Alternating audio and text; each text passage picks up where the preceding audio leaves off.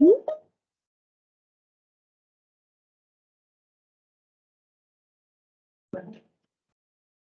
to order.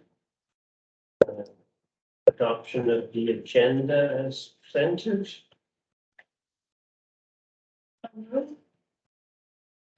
Motion to adopt the agenda? Any other? Oh, sorry, we need to amend the agenda because we do not have Donna Mary here from North Island College. Hello, hi Jocelyn. I motion. Start again. Let's start again. Okay, start again. Please be aware if you're attending this meeting. Our meetings are recorded for future viewing. Oh, We're privileged to gather on the traditional territory of.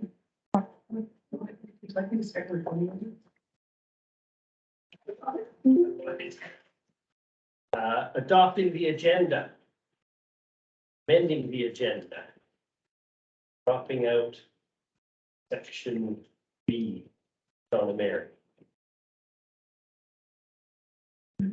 Move that we accept the agenda with the amendment of the one delegation. Second. Okay.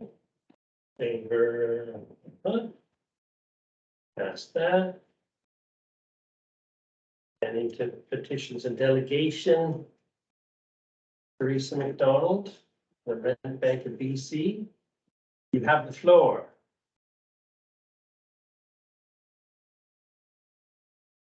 Screen in this case. All right, can you hear us now? Yes. Very good, thanks you. And thank you, Mayor and Council, for having us tonight to present to you. I'm John Horn. I'm the Executive Director of Connective Support Society, formerly known as the Nanaimo John Howard Society, but in a burst of modernization, we changed our name a couple of months ago. I'm here tonight with Azura Kynes and Teresa McDonald, who are staff members with the Rent Bank function here in Nanaimo. So I believe that we have a PowerPoint that we can bring up and share with you all, I think. So let's see.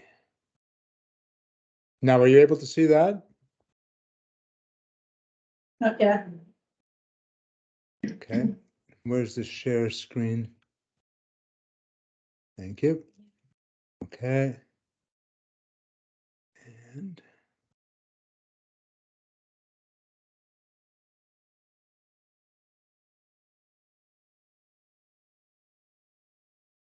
Two up.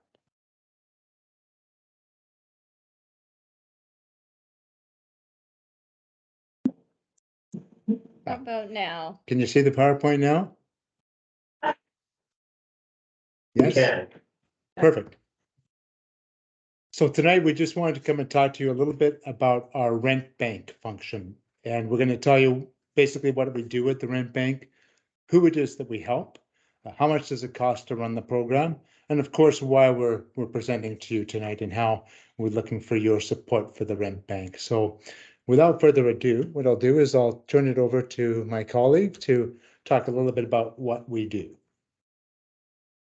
Hello, I'm Teresa, and what we do is provide financial assistance to people who have hit a financial snag, paycheck to paycheck, something happens with your car or an emergency comes up and you can't make rent.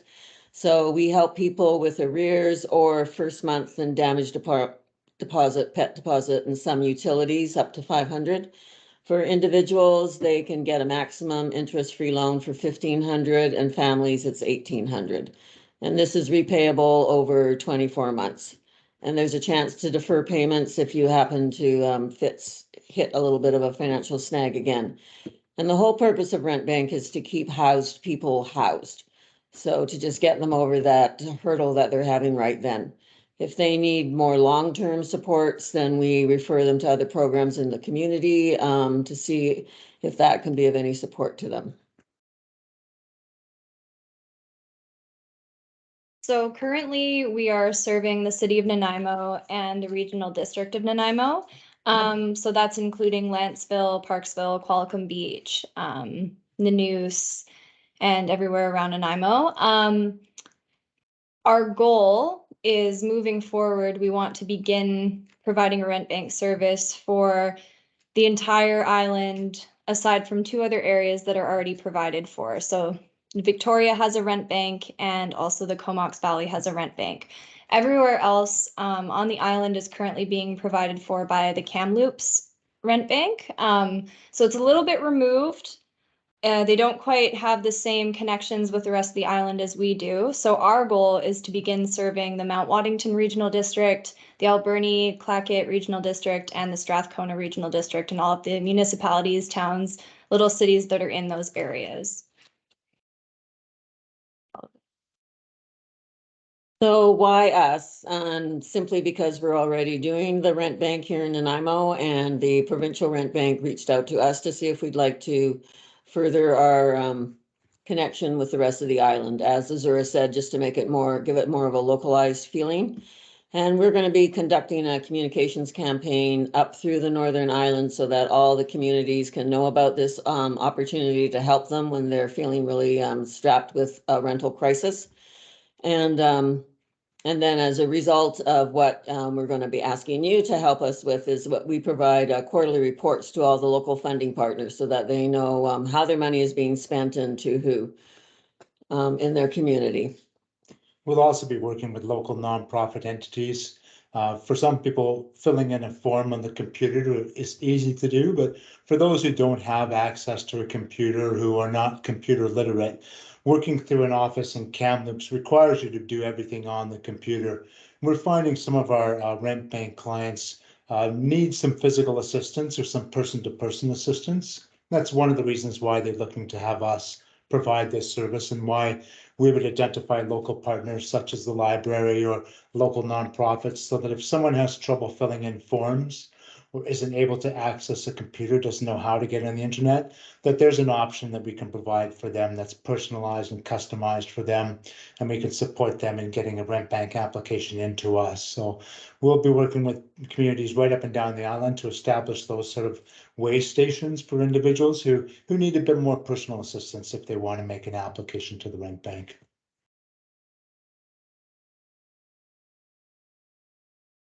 So I talked a little bit about the money, and just to say that the cost of the program, you can see there, we're currently serving Nanaimo in the regional district, and the city of Nanaimo has provided us with $116,000 in loan capital when we began the rent bank. Our operating costs each year run about $65,000, as you see there. Between those two items, the total budget for the rent bank is 116 plus a 65. If we're to serve the rest of Vancouver Island, as we would like to do, our costs will increase, our operating cost by $32,000, and we'll need additional capital in order to provide the loans. The system works by, when people repay us the money, it goes back into the capital fund, and we then loan it out again. And currently we're running about a 60% repayment rate. So $100,000 in capital that we received originally has lasted now a good 1.5 to 2 years. So our goal is to have some additional capital to provide loans to residents of North and West Island, and then also to cover the additional operating costs that will incur. There's a lot of administration with these loans, tracking them and managing them, etc. So there are additional costs.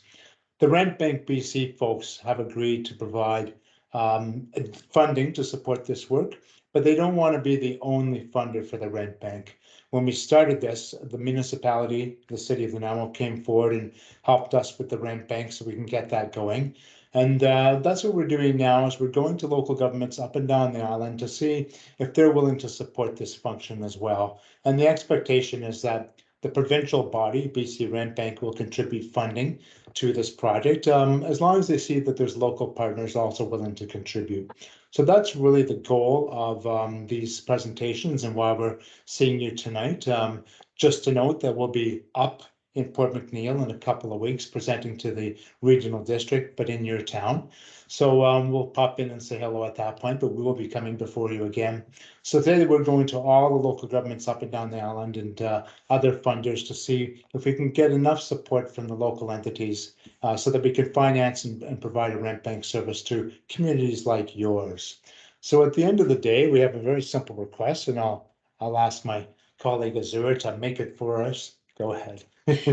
Yeah, so what we're asking everybody to contribute is an annual contribution of $10,000. And that would go to loan capital. And we're asking that from the regional districts and from some of the major town centers in these districts.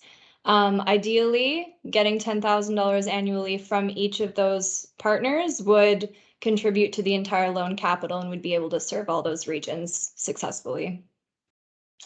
So that's really the long and short of it. We are providing this, and we'd like to support this work in places like Port McNeill and other municipalities and regional districts. So that's really the beginning of the end of our presentation. We'll bring you back to us, but we're happy at this point to answer any questions or hear any comments that you might have about it, anything you want to know more about the Rank Bank, we're happy to answer.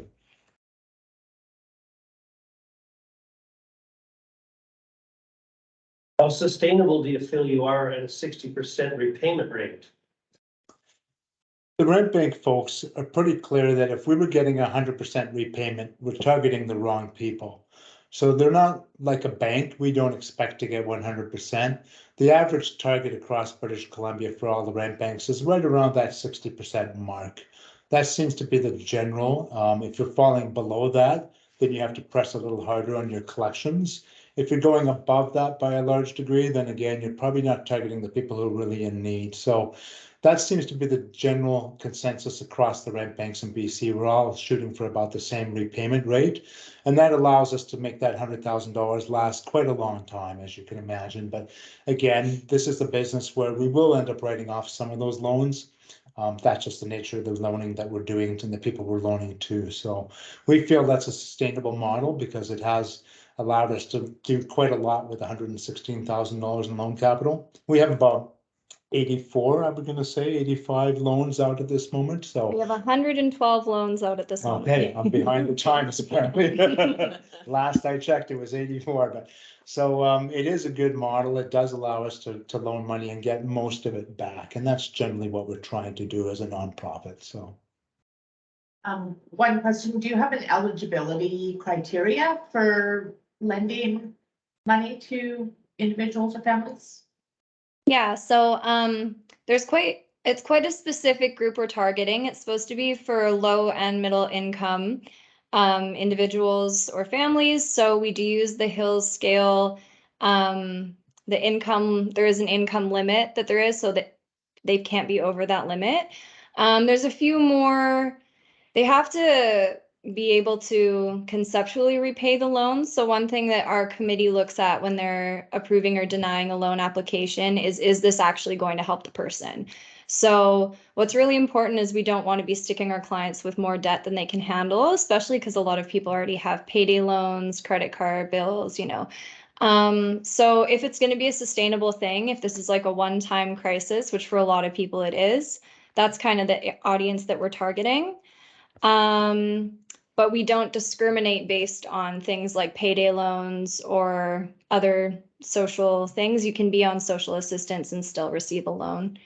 And we have an understanding. We work with our local office, the Ministry of Social Development and Income Assistance, and they cut us our payment off the top of the income assistance check. So we get reliable repayments from the folks who are on income assistance. So that's a nice feature. We're able to loan to people. Banks won't touch you if you're on income assistance. It's really hard to get borrowing, and they have to go to the payday loan people. And so that's one of the groups that we try to preference because we know we have a solid way of getting our money back from income assistance, and that's working out quite well. Are your loans interest-free over that 24-month? Yes, they're interest-free, and whatever amount you get, just divide it by the 24. You can also defer a payment if you're feeling extra tight that particular month. We do not charge an administration fee to the clients. Of course, we take a piece to keep our lights on and the heat bills paid around here, but we do not charge our clients an administration fee. So it's a neutral service to them. There's no cost to them other than the loan itself. And there's also, if you do defer, it just tacks on an extra payment to the end of your contract. There's no penalty or anything for deferring a month. And we're really understanding that people have things arise in their life and we're all humans, right? Mm-hmm. One thing we do try to bring to the table is we have a range of services and supports here that Connective provides. So if someone presents with difficulties, we can refer them to programs that we offer or to other nonprofit partners that we know can help them in various circumstances. So it's not just a loan function. We are a fully comprehensive nonprofit society and we offer a lot of services. So one thing we do is we try to channel people towards resources and assistance that will prevent them from falling into these situations in the future. And this request is 10,000 per community regardless of size. Absolutely. We try to be fair right across the board, you know, so we just pick the number and sticking to it. We'll have trouble getting places like Port Alice with. Yes, half we the didn't, population. we took them off the list. We realized at a certain scale, it's not realistic. So, yeah, we tried to be, you know, somewhat realistic about who we're asking for money, but we are asking all the regional districts and the major municipalities within those regional districts. Hence why you'll see us in about 3 weeks up in Port McNeill presenting to you in person as whoever sits in the regional districts from your council. And unfortunately, based on the rents that are happening nowadays, 10,000 really will allow you to help maybe 8 people with their rent. So it's mind boggling how much it's costing these days for that. Mhm. So is the 10,000, like each community has access to the proportional amount that they put in? Is that correct? No, each community, what happens is people apply to the rent bank, they go onto the website and you pick your home community, whether that be Port McNeill or Nanaimo, and then that kicks you to an application that you fill in. That application lands in the relevant nonprofit desk. If this succeeds, it'll land in our desk if a Port McNeill resident applies. So there isn't a proportionality, it's who applies from where, and then it just lands and we loan. And so it's really not kind of portioned that way. We just meet the demand that comes to us from whichever community that they're in, you know, so that's really how that works. And if there was a large proportion of Port McNeilans versus Port Albernians, then that'd be fine. And we don't discriminate that way and vice versa. We respond to the people who come to us seeking assistance from whatever corner they're in. And as long as they're within our jurisdiction, we respond. And if it's not us, it's a different nonprofit that'll do it, so. And currently it's 20% community partners and 80% government Yeah. providing the money. So it's not just that 10,000 for that community. It's relatively good value for money. We are getting more than matching dollars from the province of British Columbia, so that they intend to continue as we understand it with this rent bank program into the future. So as we go forward, we would expect that there'll be those contributions from the province that are more than what we're getting from the local government partners. And you're looking for ongoing commitment? Yeah, Every year. there is an expectation that we'll continue this. There's a hope that all the rents will go down massively over the next couple of years, but realistically, that's not going to happen. So we sense and the province knows that the rental market we're in now is the rental market we're going to be stuck with for a while until we build our way out of it, presumably. So I don't think anyone expects that this is going away and we'll continue this rent bank function. The capital dollars will last longer than the operating dollars. That would take you longer than a calendar year, that if we raise $100,000, for example, but it is an ongoing yearly cost, and that's what we're looking for as an annual contribution to sustain it. So just to clarify, you're looking for a $10,000 capital contribution each year.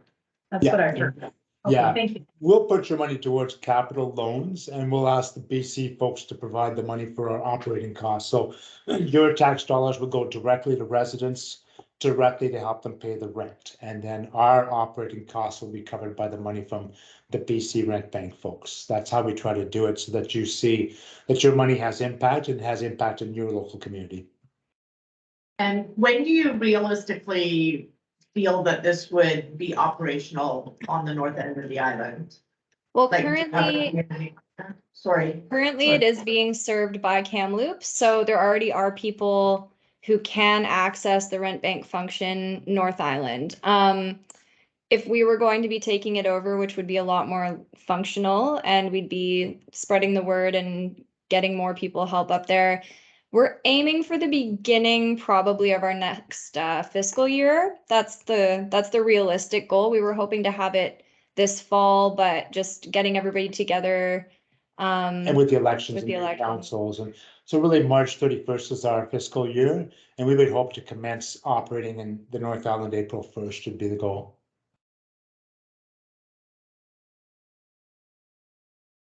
Okay, any more questions for these good folks? Well, thank you for your time. And we And thank look you for forward to hearing us seeing you out. in 3 weeks. All right. Thank you very much. Bye. Bye.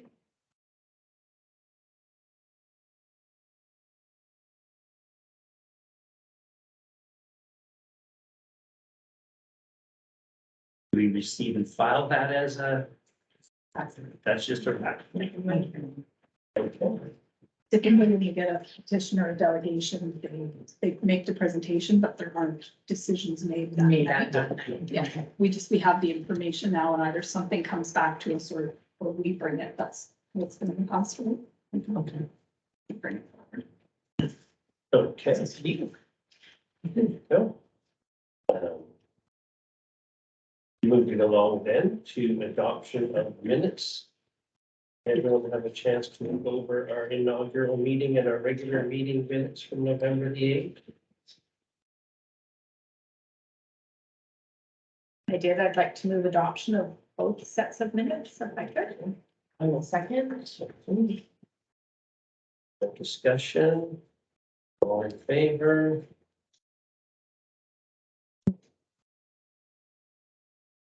Down to council reports or BC Hydro LED conversion of street lights. Through the chair. Council reports of any councillors that. Okay. Any fabulous council reports? I know in 2 weeks you'll inform us all about housing on the North Island. Okay. I attended the health summit on November 7th and 8th. Just felt like a Newport party.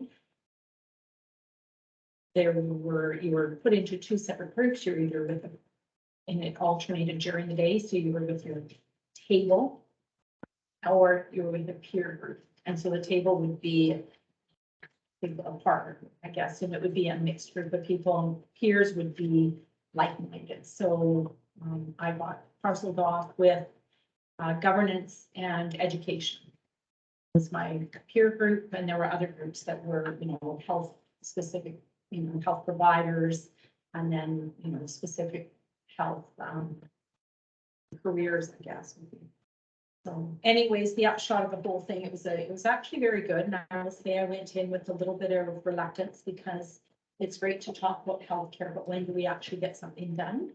And we were told that the data that was pulled out of that meeting will be collated and distributed out to each of the communities. So we will get a report out on that.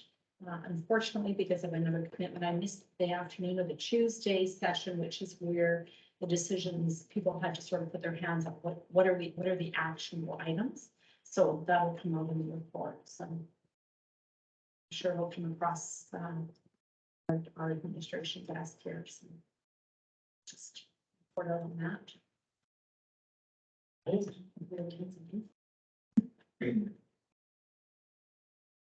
Anyone else to add a council report? Okay. Into the BC Hydro LED conversion. We've read that. We know a thing or two about LED streetlights in the town and their plans. We receive and file. Motion to receive and file. Okay, seconded. Okay, no discussion. All in favor?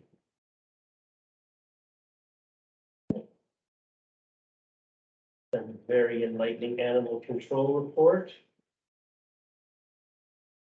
Receipt. Wow. Any discussion? Liking the new format. It's great. Yes, it's very good. The formats Yeah, starting to get things. okay. Good. Moved, seconded, discussed, and all in favor.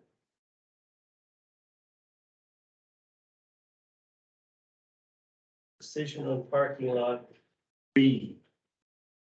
Central Harbor parking lot of gravel. Just here. Okay, do we have motion to receive and file? Or They have to make some. that's a decision. I have a question. The quotes for parking lot B, is it to pave it? No, so it's just for new gravel. No. Oh. Already. Perhaps, Councillor Barron, do you want to give the update or would Troy give the update? Because we do have three people that have no indication as to what this is. What this started as, was at HAG. And maybe this is for Troy too, Harbor Advisory Group. So we have a puddle problem in the middle of that it gets to be almost a pond. We also have an issue with, we have the garbage trucks coming down. And they come down the hill and they drive through all the traffic to get over to the garbage can. And that's right at your access point to go down walking. Yeah. So the idea was, as well, we're a bit behind the times with recycling. I did not know this, but apparently when you live on a boat, you actually go looking for places to recycle because you don't have a lot of space. And so we're on the coast, we're kind of known as not being recyclable. So the idea was if we build it, there would be a way to figure out how to handle the recyclables, whether it was a contract with a local group or something through the garbage collection. But the idea was to get the garbage cans also, when you come into our harbor and you come up the stairs, first thing you see is a garbage can. And what goes with the garbage can? Seagulls. What do seagulls do? So the idea was if we took the garbage cans and moved them over here, the retaining wall goes this way. We dig out this section here, there would be room to put a cement pad. We could have recycling garbage cans, gets it out of the way of here, reduces the risk and would actually increase the amount of parking we could have there because you don't have to leave quite a laneway. Then as we started looking at the work, well, why do we have the power line up above? Again, it's a risk for the garbage truck. It's a risk for any big pieces of equipment that are coming in down there to access the loading dock. So the thought was, well, if we're already starting to dig things up, let's bury the line. And bringing the cement wall out this way to dig up this corner here. So the oil sheds here and the wall comes, it's like a dead man this way, where it's all pooling. No, but there's pooling right above there, yeah, the pooling's over here. It would extend the live fence up at the top. So if you're up on the top side, you're not even looking at the garbage cans. If you were sitting at the pub or you're over at Mugs and you're looking down towards the water, you'd see that nice live plant fence, and then you'd see the harbor. You would miss kind of all the icky pickies. The other idea before I get to the pooling was we went to the town. Decision was made that there was to be no overnight parking in that parking lot. And the thought was that possibly by doing this, we'd be creating more spots and that Troy's probably gonna kill me. It might be a management issue, but people who lived in town who had year-round storage there would be a few spots at the back. So like if somebody went over to the Birdwoods for Monday through Friday, they could actually kind of book that spot to be able to park if you were a local, as opposed to just somebody who paid mortgage. That was a thought. And then Glenn, with all his knowledge, explained like there used to actually be a big Quonset hut there with the seaweed drying, and he explained kind of how the piping went, and the gentleman at the table felt that if we were digging up this part, it wouldn't be much to dig that up, get the proper tubing in, because I think it's all Big O. So they're figuring it's all crushed. And that would greatly reduce the amount of time that the public works are spending down there every time. And then when we get a king tide, it's a swimming pool now. So that was the intent, was to get kind of all of that work done. There was also the speed bumps, like for parking, that were kind of chewed up and they were half painted yellow. And we thought that was, sorry, I thought that was ugly. And so they brought in some big rocks and they've had some plantings done to try and make it a little bit more appealing down there. So that was the project as a whole at the beginning, with then the intent, would be great to pave it, but the budget on that was gonna be right through the roof. So we were hoping to, like I say, get the garbage cans out of the way, reduce the risk, increase some parking. It would pretty it up a little bit and deal with that drainage piece in the middle. But as it's been bid out, it's it's coming in a lot higher than the original intent was. Yeah, that's why I was wondering if it was paint. But how much, and we may not be able to tell, but how much time is Public Works spending down there in the winter time? And this is a municipal, for the municipal dock? The one that we went, the new Yeah. one? Yeah. So it's that lower parking lot there. And the gardener who had done the original plantings down there felt that the condition of the gardens, there was probably enough if you divided it, that there wouldn't actually be a lot of plants would need to be purchased to kind of continue that same, I don't want to say beautification, because that's such a word, but to continue that. Camouflage. If those gardens were, divided properly, there was enough stuff down there. So this is just me question, but is there an actual cost breakdown of why it's costing $110,000? Through the chair.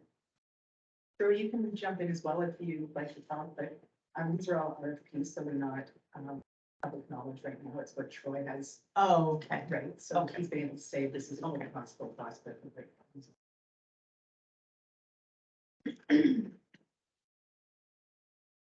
To clarify, the 110 does not address the water drainage issue. Troy, can you answer that? Yeah, through the chair, thank you.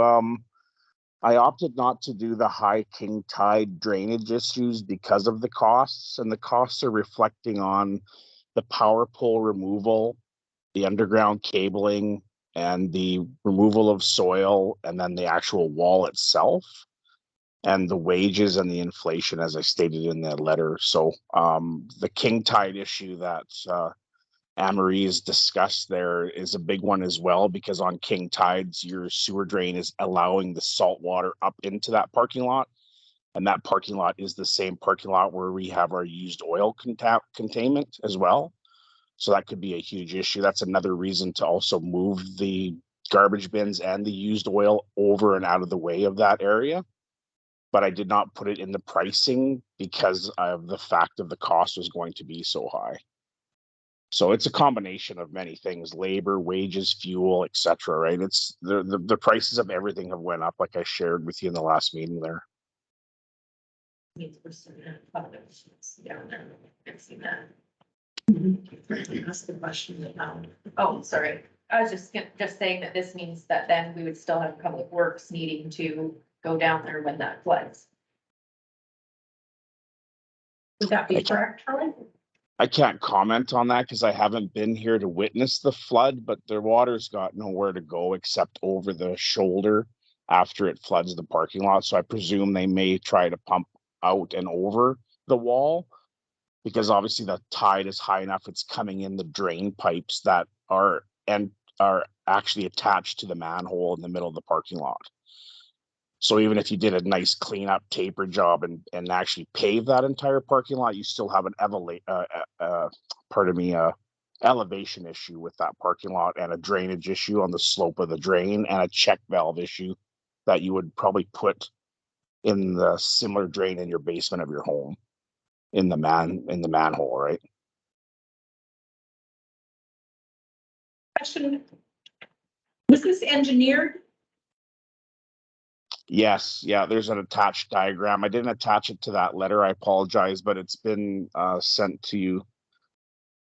hey, again, to yourselves in the past, and I can definitely have it sent to you in the first thing in the morning too as well. I apologize for not attaching it. I assumed you had it Sorry, already. it's the drainage issue, actually. Has that been looked at by our engineering firm? I would say in front of myself, no, I've never seen anything on that avenue of it. There's drainage in the diagram of the proposed section that's going to be taken out of the hill to move the garbage bins and the oil over into that corner where the power pole is. That's all been engineered to run 4-inch drainage slope down to the manhole and drain pipe by the loading dock where the jib crane is. So you'll see drainage and drainage dealt with on that side of it, but the actual existing manhole in the very center of parking lot B has not been engineered that I know of. I've not seen anything on diagrams or on a stamp.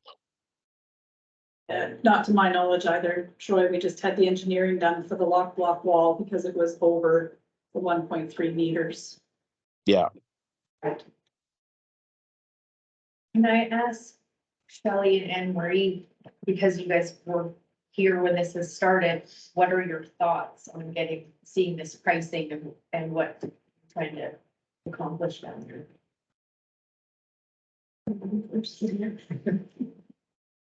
I was in favor of pursuing this proposal that was brought forward by the Harbor Advisory Committee for a few reasons. One is just the tourism, when somebody comes off a boat, the first thing you see is welcome to Port McNeill. Here's our dumpsters with garbage spewing from them. We've had complaints we've been hearing them about the lack of recycling. So that's an issue. The other is just the busyness of the harbor to have the garbage trucks coming in all the way through the parking lot, right to the access point where people are unloading or loading boats and kayaks, whatever it is.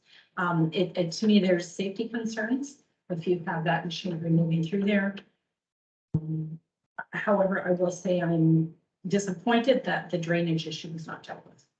To me, that seems incomplete that we've not addressed that, because if we're going to go in and stir the pot, then why wouldn't we stir it for full project? And I would agree with So I'm not sure on that one, but that's why I supported it, and it makes sense. But, My other question for this, was there local companies that bid on this? Would the work be done locally through local businesses? So we have sorry, through the chair, we have a purchasing policy. This went out to BC bid. Also, it's BC wide. Everybody had an opportunity to bid on it. I can review the purchasing policy with you. Yeah, that's fine. I'm just curious whether, like, for benefit of the whole community, whether There were some phone calls put out, but as anything that seems to be happening, everybody's at work. Yeah. I'm sensing some trepidation about this plan. And if I can add one more piece of trepidation, sat in this room for a late night meeting when I was the head of the Harbor Advisory Group, 18 years ago. And with engineer John Motherwell, we discussed putting a second tier on top of that parking lot and essentially covering it and encompassing at that time, we were talking about the shower bathroom facility. So there's quite a few things could come down in our future here if we were funded appropriately. Perhaps tossing money into a half-baked project at the moment, not that advisable. I wouldn't agree that it was half-baked. Well, when you discuss the location of garbage. Yeah. The harbor, the federal side also has to back all the way through. So we've got 3 garbage dumpster locations within 400 feet. And as a trucker, that's not pleasant to have to back through people loading and unloading. So it could bring some confusion to a plan and better than the Harbor Advisory route. It's back to them. I would even go further. We talked in last council about, what is the plan for for our parks and our public spaces. And this really, you know, is part of that discussion. But as you say, if we have 3 different garbage collection sites along the waterfront, do we need 3?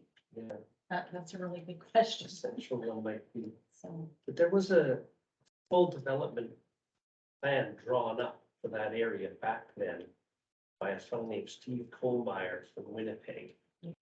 And some of it was handpicked. I know we did certain things, but we didn't do others. I'd be curious to dig that report out.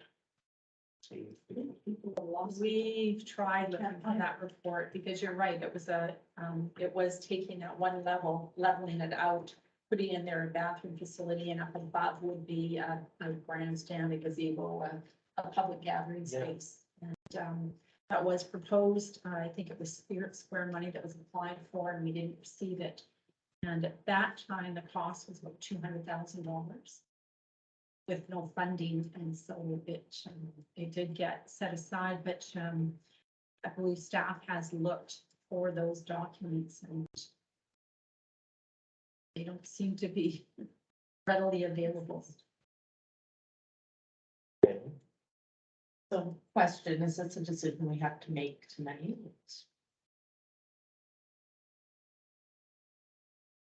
Well, I think it's starting to sound like, It's, I mean, Troy's we given need us to 3. expedite He's it. he's given us 3, well, it's not expedited, we're 18 months. into No, this. but it, obviously it needs to be within the next. week. Yeah, like, there's 3 options there. And I think kind of my thought is, from what I'm hearing, A would not be where we want to go. B, B and C kind of both sound maybe a bit more applicable. Yeah. To hear what you're saying, Shelley, about getting the The drainage Mm-hmm. included in that, and then, I mean, I can hear what you're saying too, James, is what, I mean, we've got the, steam donkey to look at as well. And that was actually part of it as well, was getting that, the truck in there to do some of that work, was getting rid of that overhead, connection.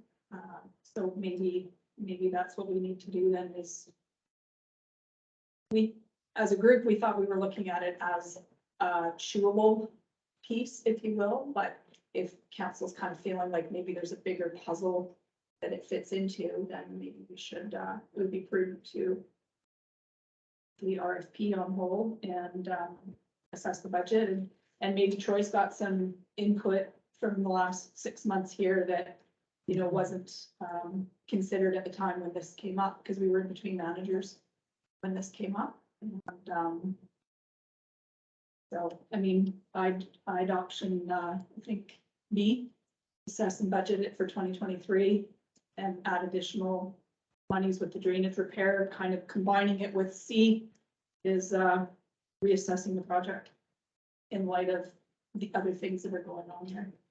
Second that. So sorry, what's your motion? B and C. B and C. We're gonna go with D to B and C. That work? Troy, are they allowed to?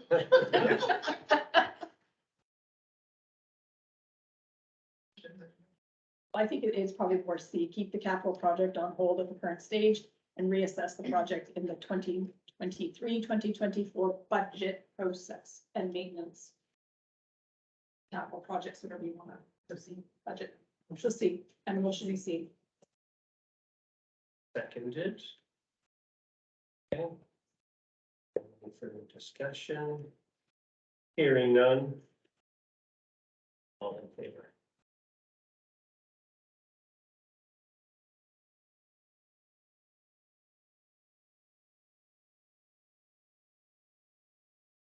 And the request for decision on the shower and bathroom.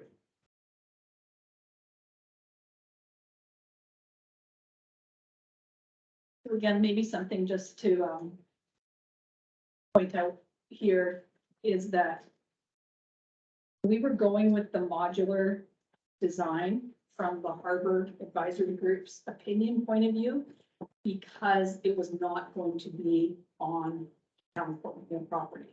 It was going to be on Small Craft Harbors, which is a lease, which is up at the end of June in 2023. And in discussions with the information we had from the building inspector through our staff was that the cost of the trailer, a portable unit compared to a build, it was one for the other. It was going to be basically the same, except you had that flexibility of moving that trailer somewhere else. There was problems with the building, with the hazard assessment, with the destruction of the building. That building 25 years ago was slated for demolition, and it's not happened, and it's not a safe place to be. I don't know, maybe from Troy's point of view, maybe we go back to the idea of just getting that building out of the way and then moving on. The specs that we were given at the time was what would be the best. We wanted to have the accessible bathroom. And then COVID was in the middle of all of this. And we had a whole run there where our staff was getting probably 2 or 3 emails and calls a day saying there are no public bathrooms downtown. There are no public bathrooms downtown. And so that was our way of, that's why we added the 2 potty units, if you will, onto the showers. Within the boating world, again, coming out of the Hags, things I don't know about, it is considered quite a desirable thing to be able to come in and have the showers. People will skip over your location, so from that tourism point of view, to be able to offer the showers and you know, for people to say, well, you can go and rent a hotel room for an hour, that's a great idea, but it doesn't work, especially COVID, because you think of the cleaning that had to then go into those hotel rooms and, you know, leaving the room for 4 hours between a guest leaving and your cleaning crew going in. So we were recognizing that there was a need to have that. There was also comments about if the old school became the administration building for the town, then that was another location where you then had bathrooms that were open, that were available to the public. It's Like that in every town across BC, though, during COVID, you could find a bathroom in Campbell River. Really, that was open, so. And there was a suggestion at the last meeting that the parking lot where all the trailers are, kind of where Mrs. Betzel's house, that parking lot there, I don't know if that's C or F or whatever, of actually maybe putting a building there, and then it would be on town property, town owned, actually get a structure built. Glenn felt that there's still, we didn't check with Julian, but Glenn felt there still might be some drainage pump sewer type issues there. Because we talked about putting it where the old WFP shack was. Behind where the laundromat is right now. Yeah. Correct. Kind of right at the back of the parking lot there. We talked about maybe having something where the old WFP guest house was, and Julian and Glenn both went. Because they had a lot Do of we sewer. have showers at the campsite? Are there public showers at the campsite? That's a whole other kettle of fish that you get into then, because the hot water there, the propane, it wasn't seen as wanting to encourage a whole lot of traffic going up there that way, because that building is fairly undesirable itself. If you're gonna go put the point operated into something and pay that money to do that, we don't own that campground, we don't own that building. So it kind of became this circle of, so then it was like, okay, well, this sounds great. There was the one company on the island who did to not stick general contractor, everything. But now we're sitting here a year later and costs have gone up even higher. Would an option be with parking lot B, going with kind of what Mr. Mayor says, you know, an idea, and also having the showers and everything incorporated into there? Remove the building that should have been removed. You could have extended parking or what, I don't know, I guess we don't typically own that space. But then that frees up that for something else, but then we can kind of pool the money that was for the showers and bathrooms and build that more of a lookout kind of the gazebo top and I like, believe would that the work? problem there was, because we had talked about where the porta potty is now, Yeah. kind of down in the parking lot there, and it's the pump issues, it's your sewer issues, water and sewer. It's, they told me I was being a girl, and I just didn't.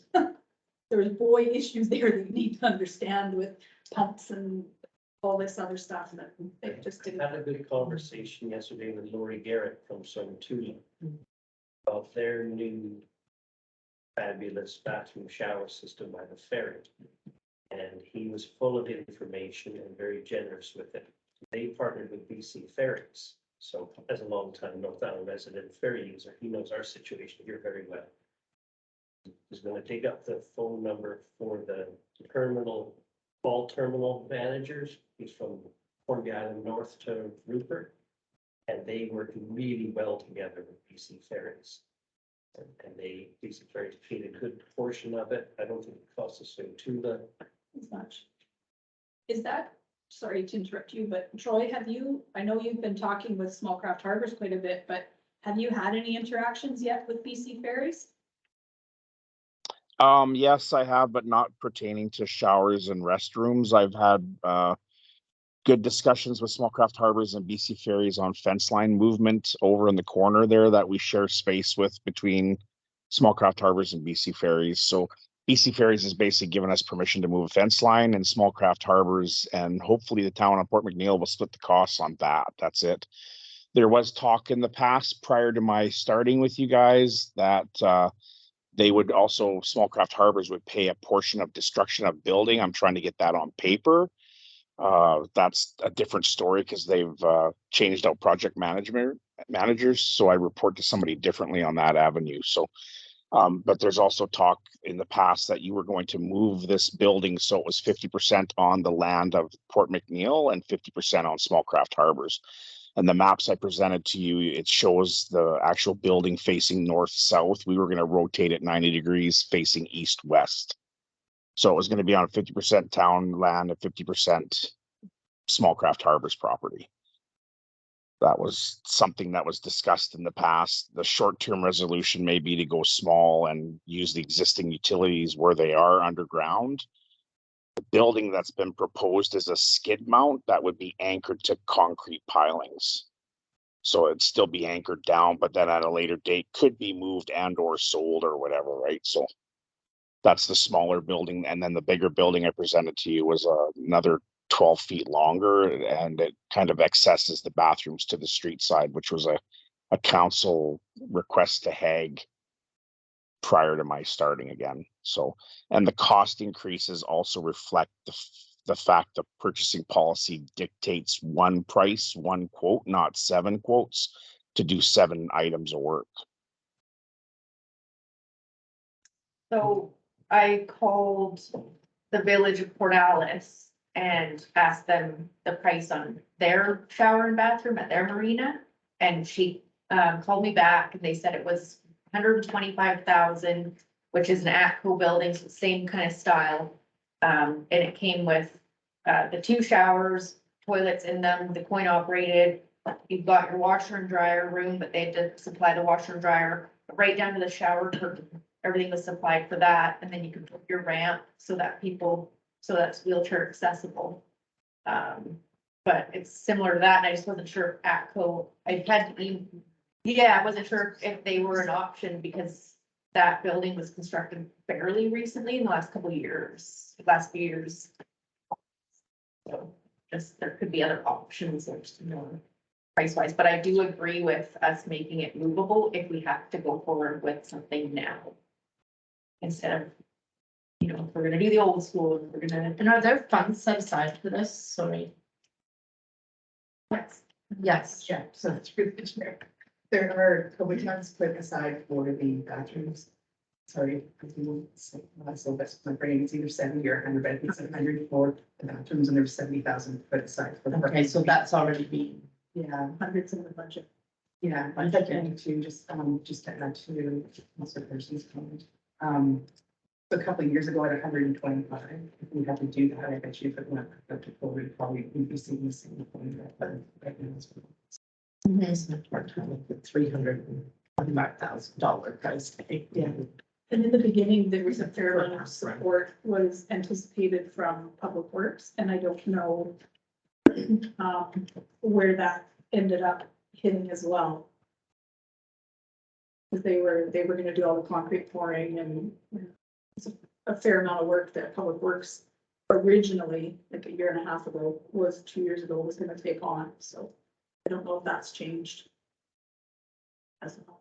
Lori Garrett attributed the success they had over there to Pat English's involvement from the regional district. He had the connections with BC Ferries and he had the connections with small craft harbors. So if we have a budget of 100,000, I could see where we could leverage that into a pretty significant facility that would benefit BC Ferries as well, because theirs is an ATCO trailer as well. Lori pointed out to me, which until I inspected it today, I didn't realize that. It was down there today. So if I was able to connect Troy with Pat English, would that be something you'd be interested in, Troy, just to hear how it unfolded in St. Tula? Yeah, totally. I'm open for that for sure. I think the more the merrier, especially if you get all the parties to kick in the money. Small craft harbors, as I said earlier, is not necessarily really easy to give up their money, but they are willing to work with somebody that's going to put money in as well. I think with Ferry's involvement, we could turn it into a pretty nice central town location that would handle the public washroom facility needs and ferries, and build it a little bit lower so that it doesn't need the big ramps in the space for accessibility. But I don't think we're in any decision mode here tonight. Could we administratively, can we table this until the harbor manager can come back with either an amendment to the report or do we? I want it to be able to come back, so what do we need to do administratively? We can table this. Okay, then I move to table it until further information. I second them. We've discussed it. All in favor? Okay, thank you very much, Troy, for the in-depth reports on these subjects.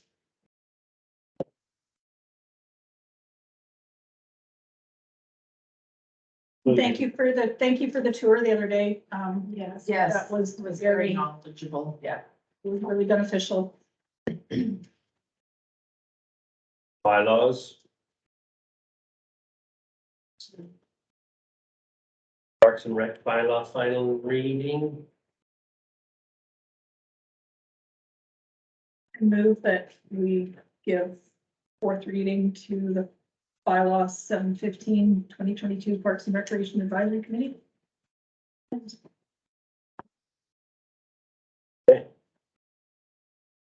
Have it to read. It's your. Like mine. It's, After the walk. there it is. It's, yeah. Got And it. then this, there it is, underneath the drawers.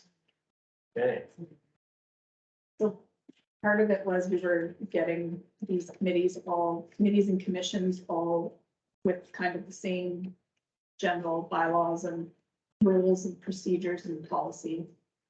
So they're all, you wouldn't go to one and then find out that it's completely different at another, so. That was what was started the last term. okay. Is there a piece here that actually needs reading?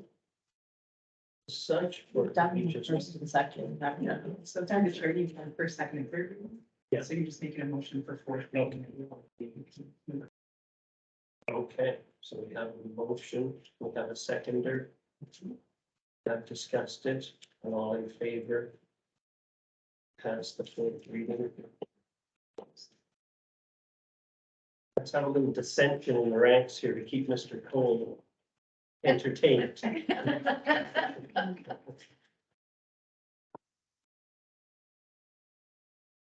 Okay. Old business. Climate action funding for the heat pumps. has reared its head again for some unknown reason. Believe the mayor wanted to know Oh, if, we're eligible for that funding that was going in there.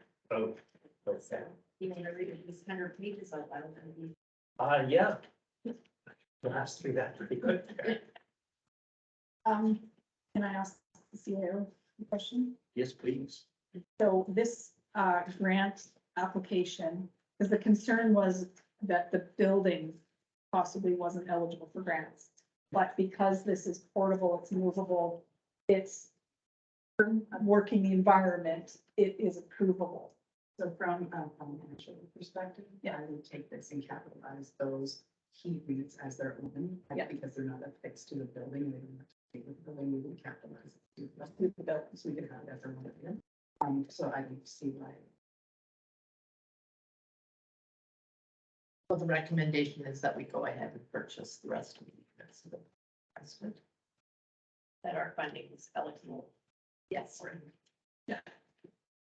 So on the 59,000 we were given, we'd be spending 33,772, leaving 27,700 something.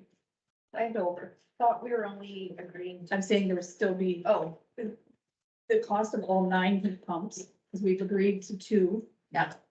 Now, what's coming back at us is that they would like us to purchase the additional 7. So if I'm reading this right, all 7 is 30,000. No, They were- 9 is 30. Sorry, 9 is 37. 30. Math is not my strong suit, 30,372. which would leave us basically 29, 27,628. something like that. To do other things that are in, as you put it so well, maybe these 100 pages. Yes, Okay. So, and then we can reallocate these heat pumps at a later date. at a later date. If something is needed, Yeah. done with the old school, but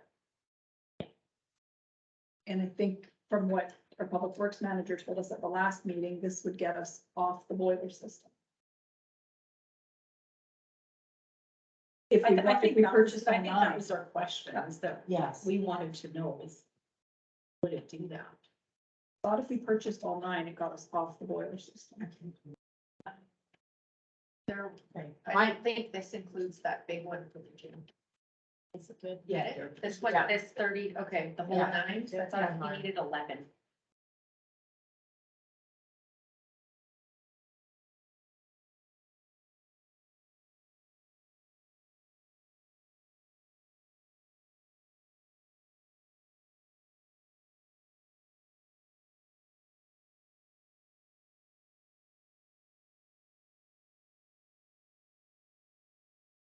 Eight, 9.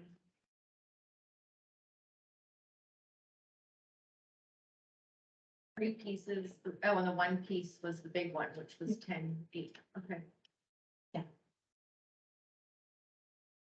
So you're looking for My mistake, sorry. an approval of that purchase?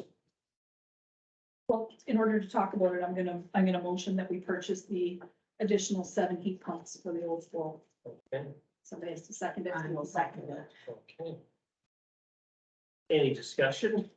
Motioner 1, Ms. Barron. So my question was this, is this gets a, if it gets us fully off the boiler system, so is hot water included in that? In the boiler system, And to supply hot water to the building? Is the boiler system then still needed? I think we still need information, that's what I. Yes. Is we're not really sure, it's one thing to buy the heat pump. I understand that's why we wanted the 2, but we needed to know, what about the electrical, will it support it, what about hot water throughout for the other? As far as I knew, electrical, yes, could handle that. That was, Julian had stated that last time.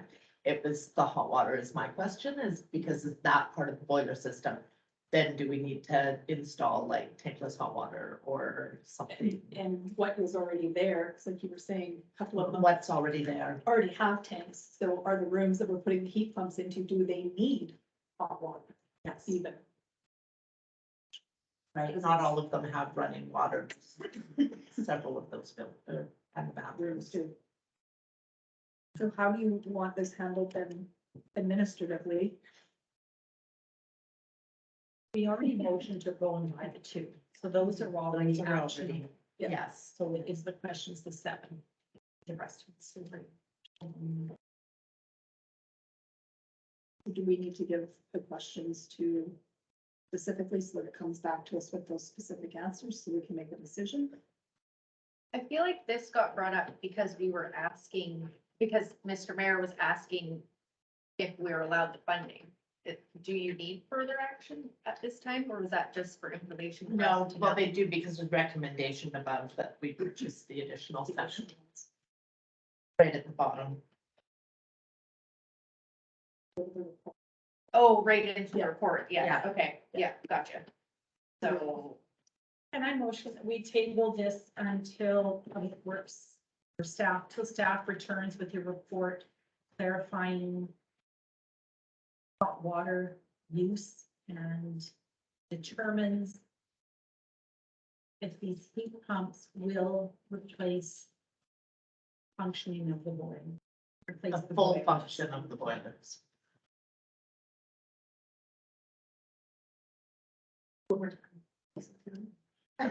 Determine if, just the last part, determine if heat pumps, will If- replace the boiler. Replace the full operating function of the boilers. So like if Julian said, no, we still need the boilers for the hot water, well then, could you go that extra step and let us know how many rooms actually have hot water, how many are already serviced by electric tanks, and what we're talking about cutting off if we took the boiler out and it was servicing the hot water. Okay, So we have a motion, we have a second here. Have any more discussion on it? We're all in favor? Are we voting on? We're voting right now. Just- More Just information from we're Julie. voting on table. Yes, We're oh, you're- voting to table. we're voting to table it until the.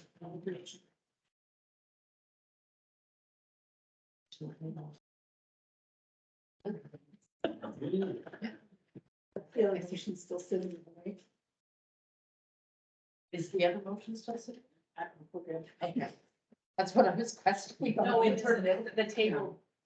Table takes out the other. option. Okay. Yeah. Okay, have what we need there. Down to the financials of the old school.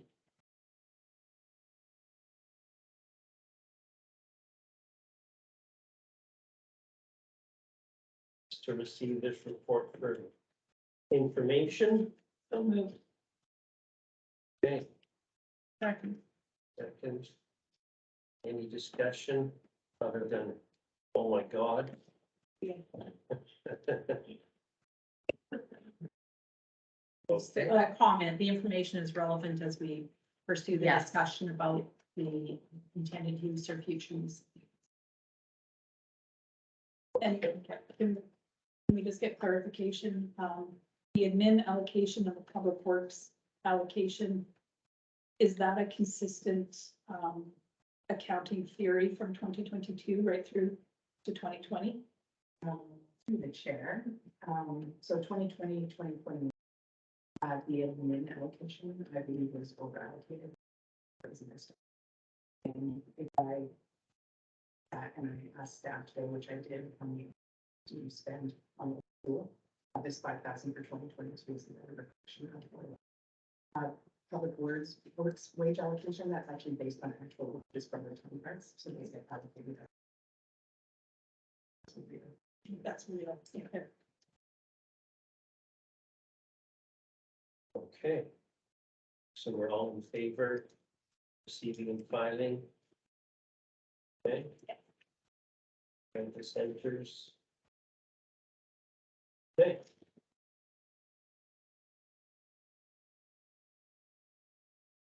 New business, family business. Filming camera to view in public. Ready to go in camera and exclude public, Under, or I have to say what? you have to say that Laws that's typed in. That council go in camera under community charter section 90A and E. Personal information about an identifiable individual who holds. I skip on. Is anyone following? Holds or is being considered for a position as an officer, employee, or agent of the municipality or other position appointed by the municipality. The acquisition, disposition, or expropriation of land or improvements. The council considers that disclosure could reasonably be expected to harm the interests of the community. Okay, Motion. motion, That being said. okay, Second. seconded, all in favor. Okay. Questions from the public and media? We did about one. You do.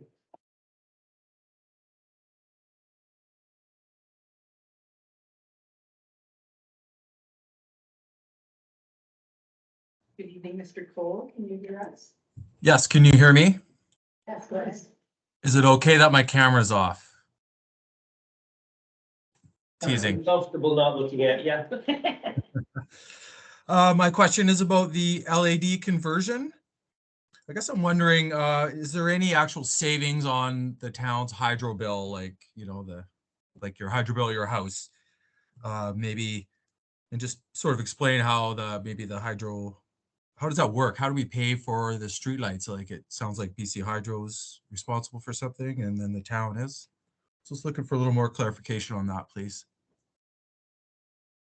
Through the chair. Yes. Garrett, can I get back to you on that information and maybe put a little report together for you? Sure, thanks. The regional district has it all because we pay for Newfish Heights and it is significant, the LED lights, the savings, so. But they have it, I've seen it, Yeah. I don't remember it. We're just starting, so I don't have a lot of data, but I can put together something. Great data for Newfish Heights. Great. Yeah. All right, thank you, Mr. Cole. Ms. Dancero, you're just visiting today? Okay, nothing. I'll drop in. Nice. I like to watch it on the YouTube. Okay, But, I just found the last time, I don't know, but the audio was so bad. We Like, fixed I it. couldn't even finish watching it. So, it's just fine. Through the chair last time, the owl records the sound and the owl was kind of on this side of the host. So it blocked kind of all of council being able to hear, but we tested tonight and it seems to work better just on that side that you'll be able to hear. Okay. Yeah. Well, that's good. It's, you know, it's nice to watch it even if you're traveling somewhere. In your pajamas. okay, Motion to adjourn and on camera? motion to adjourn and go in camera. Second. Second, all in favor? Okay, That means it's. that's it, that's it. Thank you. Nice to see you, Jocelyn. Is that your jacket, Jocelyn? Yeah. Yeah.